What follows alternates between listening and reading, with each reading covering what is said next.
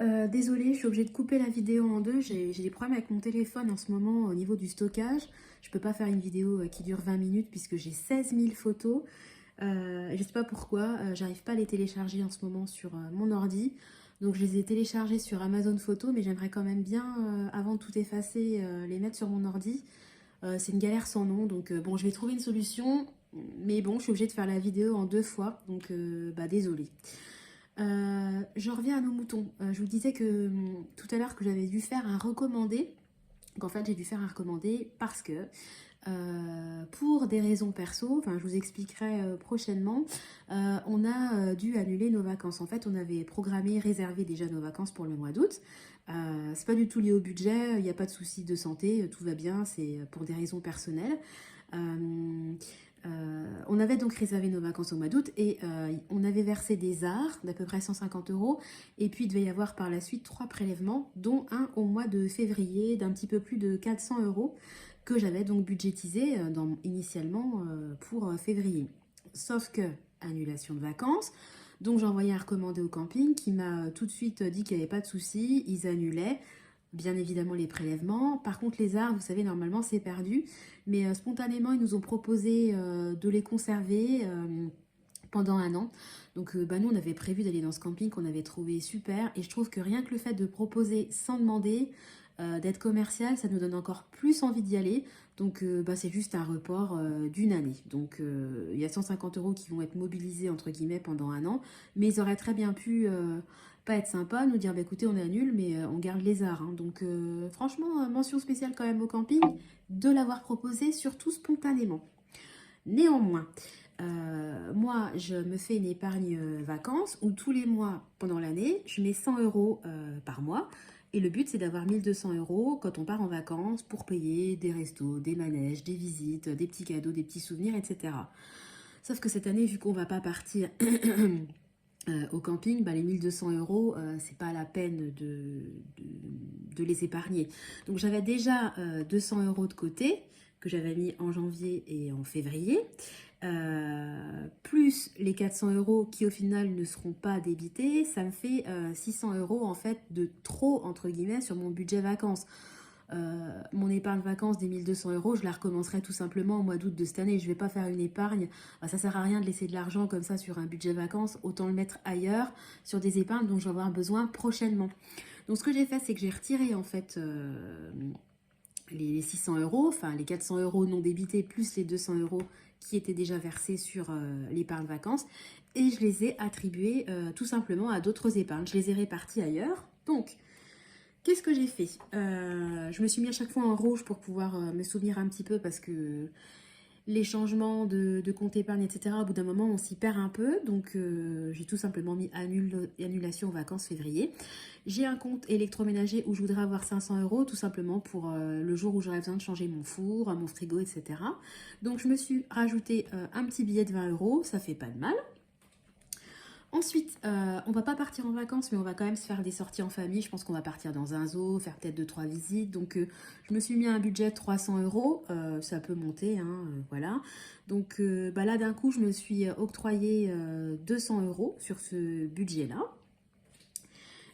J'ai également ma meilleure amie et ma belle-sœur qui vont fêter leurs 40 ans. Donc, on a prévu 200 euros de budget. Donc j'ai mis 80 euros de budget et j'ai atteint mon objectif. Donc cool, hein, une enveloppe voilà, dont on n'a plus à s'occuper jusqu'au moment où on prendra l'argent pour les anniversaires. J'ai ma soeur qui va se marier, donc j'ai budgété 600 euros en totalité. Ça peut paraître beaucoup, mais il y a le logement, les vêtements, sa cagnotte, etc. Ça monte vite. Donc ce que j'ai fait, j'étais à 300 euros. Et là, j'ai complété la totalité de mon épargne mariage. Donc trop contente puisque j'ai 2 enveloppes qui se sont comblées d'elles-mêmes dues à l'annulation des vacances. Que je prends bien, hein, c'est pas quelque chose de négatif, je vous expliquerai, mais il n'y a pas du tout de souci. Encore une fois, c'est ni au niveau de la santé, ni au niveau des finances. Voilà. Par rapport à toutes ces épargnes et au fait de les avoir complétées, je me suis fait un petit tracker perso, enfin un tracker, j'ai écrit tout simplement sur une feuille. Je me suis mis des objectifs prioritaires. Moi, je ne remplis pas mes enveloppes 10-20 euros chaque mois. J'essaie de faire les enveloppes les plus conséquentes, de les terminer en premier et après, je passe aux enveloppes plus petites.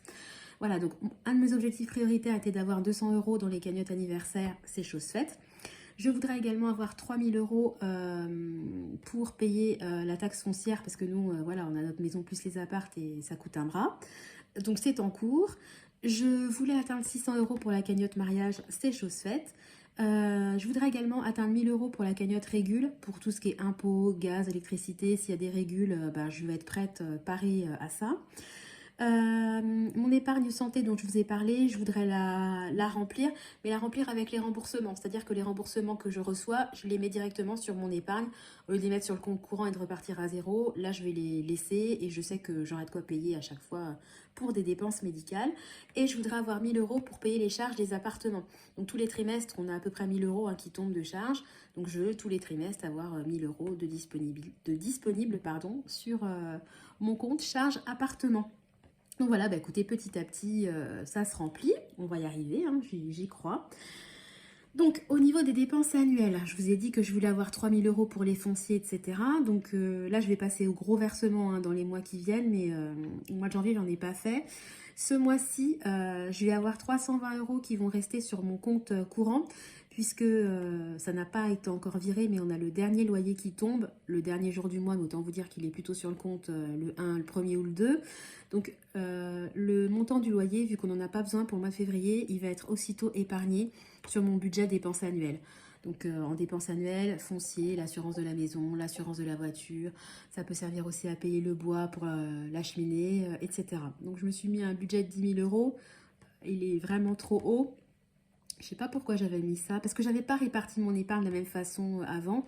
Mais bon, déjà si j'atteins les 3000 euros de foncier et puis que je me rajoute 1500 pour toutes les assurances, on sera déjà très très très très bien.